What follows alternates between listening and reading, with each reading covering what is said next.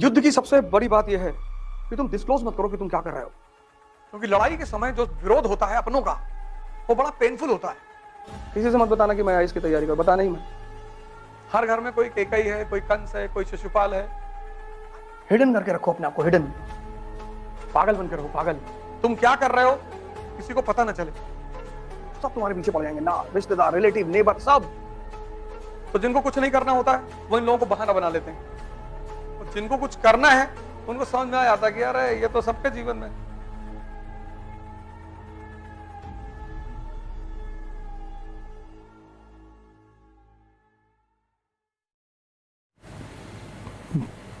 जय हिंद फ्रेंड्स। इसीलिए जिस जगह पे तुम रहते हो, जहां पैदा होते हो, जहां पले बड़े होते हो, वहां तुम्हारे राइज करने की संभावना बहुत कम होती है। उसकी वजह बता दूं, वहां सब तुम्हें जानते हैं, तुम्हारे दोस्त हैं, रिश्तेदार हैं, पड़ोसी हैं, सब जानते हैं, और तुम्हारे कुछ बनने से उनको खतरा है। तो तुम कानपुर में पले बड़े और तुम कानपुर छोड़ के चले गए मुंबई, वहां तुम्हें कोई जानता ही नहीं।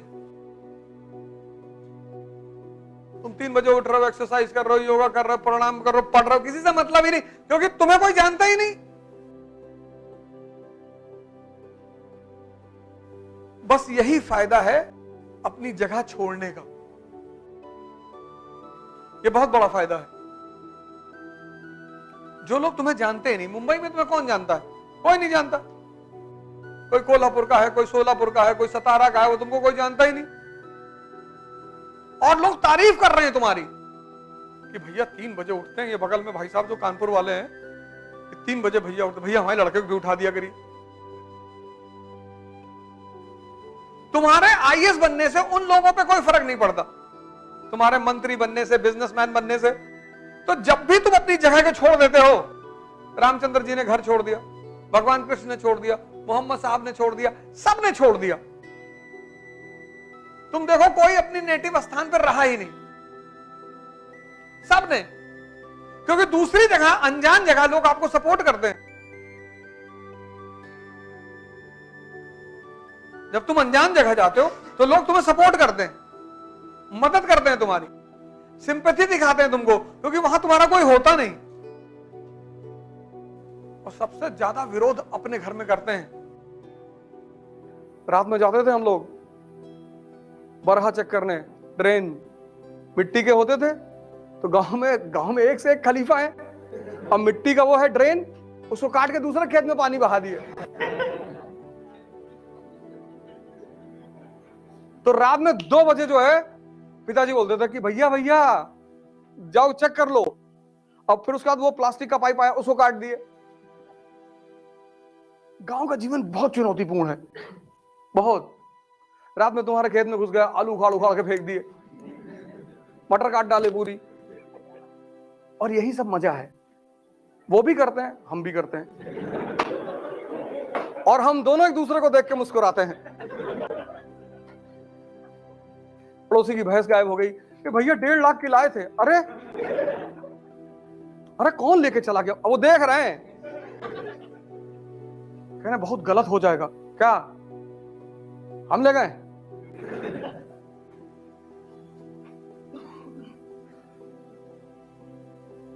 तुम भी तो हम सौगन का पेड़ लगाए थे, सब उखाड़ के फेंक दिए, तो हिसाब तो बराबर होगा ही। होली चलेगी, बाद में चलेगी। तुम्हारा पोता पड़ता है दिल्ली में, सेंट मैरी में, 11:30 बजे छुट्टी होती। देखो भैया बदतमीजी ना, नहीं मैं तो बता रहा हूं, मैं तो गांधी का फॉलोवर हूं, तो याद आ रहा तो मैंने कहा बता दे। हमें कौन सा आईएएस देना है कि कैरेक्टर सर्टिफिकेट लगेगा? अब एक ही डर तो खत्म हो गया, कैरेक्टर सर्टिफिकेट। लेकिन मैं गांधी का पुजारी हूं, मुझे हिंसा से बहुत नफरत है। कोई मर जाए तो वो अलग बात है,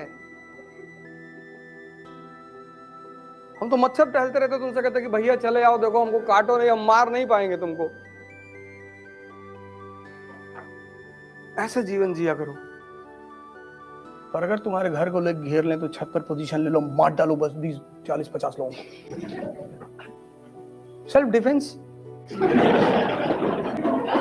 हमें कुल्हाड़ी लेके तुम्हारे घर पे भागे जा रहे हैं और तुम ढोल बजाओगे सारनाथ मंदिर की तरह। से महमूद जब सारनाथ मंदिर की तरफ जा रहा था तो वहां के लोग ढोल बजा रहे थे, वह प्रकट कृपाला दीन दयाला, जाके लूट लिया। अगर सब पोजीशन ले लिए होते खटाखट खटाखट। जो कहना है वो करना नहीं है, और जो करना है सिंपल। किसी से मत बताना कि मैं आईएएस की तैयारी कर, बताना ही मत। कोचिंग कहाँ जाते हो? वो एक लड़की आती है इसलिए जा रहे।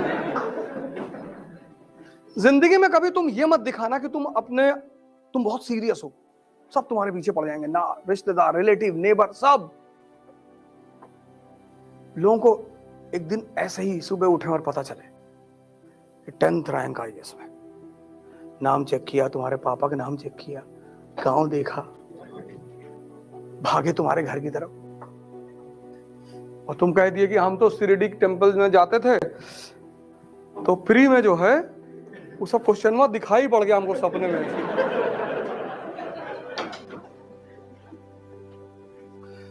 युद्ध की सबसे बड़ी बात यह है कि तुम डिस्क्लोज मत करो कि तुम क्या कर रहे हो, तभी जीतोगे।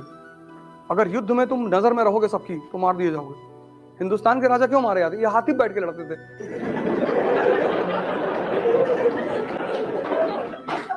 इनका मेन वजह यही था। पहला बैटल ऑफ पानीपत क्या है? इब्राहिम लोधी हाथी बैठा हुआ है। जब सब बजाज सुपर पे बैठे हैं, स्प्लेंडर पे बैठे, तू भी बैठ। अब जो आदमी बैटलफील्ड में हाथी पे बैठा, उस पर निशाना लगाना कितना आसान है।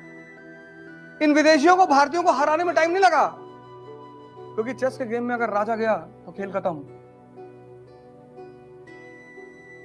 राजतंत्र में और चेस के गेम में अगर राजा गया तो खेल खत्म। ये हिंदुस्तानियों की सबसे बड़ी कमजोरी थी। हिडन करके रखो अपने आप को, हिडन। पागल बन के रहो, पागल। उल्टा करके अखबार पढ़ो कि लोग समझ लें कि पूरा पागल है, इससे तो कुछ हो ही नहीं पाएगा। तुम थोड़ी सी इज्जत पाने के चक्कर में, थोड़ी सी, बहुत थोड़ी सी, और सिर्फ थोड़ी सी इज्जत पाने के चक्कर में नहीं कि लोग मुझे गाली ना दें, इसलिए तुम बता देते हो कि मैं आईएएस की तैयारी। देने दो गाली, देने दो। तो जो लोग तुम्हें गाली दे रहे हैं ना, जिस दिन तुम्हारा सिलेक्शन हो जाएगा, पहले लोग होंगे तुम्हारे घर भाग के आएंगे रोते हुए कि भैया ये खुशी के आंसू है, अब पता है। और तब तुम अपना हिसाब करना कि तुम्हारी शक्ल है ना कुत्ते की तरह, कहेंगे हाँ अम्मा भी यही कहती है। चाणक्य की नीति कहती है कि जब पपीते का फल पक जाता है ना तो उसको कपड़े से बांध दिया जाता है, जिससे उस पे कीड़े पतंगे, सांप, सबसे ज्यादा सांप चढ़ते हैं उस पे।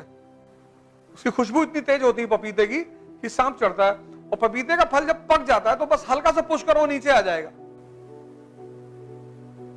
तो अर्थशास्त्र, चाणक्य नीति कहती है कि तुम उसी तरह अपने आप को ढक लो। तुम क्या कर रहे हो किसी को पता ना चले, क्योंकि लड़ाई के समय जो विरोध होता है अपनों का, वो बड़ा पेनफुल होता है। और सबके साथ है, ऐसा नहीं तुम्हारे साथ है, सब। कृष्ण का दुश्मन कौन? अपना मामा कंस। कृष्ण के साथ बदतमीजी कौन कर रहा? अपना भाई शिशुपाल। सब रिश्तेदार ही तो हैं, ये सब रिश्तेदार ही तो हैं। राम को जंगल कौन भेज रहा? उनकी मां कैकेयी। कृष्ण को चिढ़ा कौन रहा है? बलराम। गोरे नंद जशोदा गोरी तुम कत श्याम शरीर। तुम्हारी मां भी गोरी, तुम्हारा बाप भी गोरा, तो तुम काले हो, तुम इनके बेटे ही नहीं हो। ये सब बाहर के लोग हैं, अपने, ये सब अपने लोग हैं।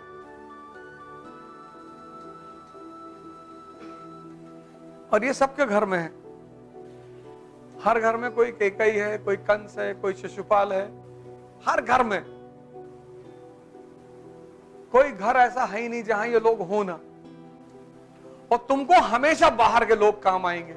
सुग्रीव, हनुमान, बाहर के लोग।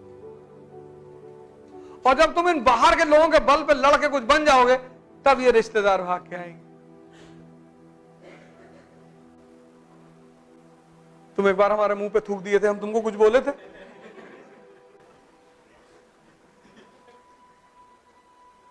सबके घर में।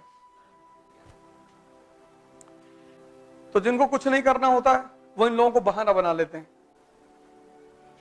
और जिनको कुछ करना है उनको समझ में आ जाता है कि अरे ये तो सबके जीवन में कोई दिक्कत ही नहीं।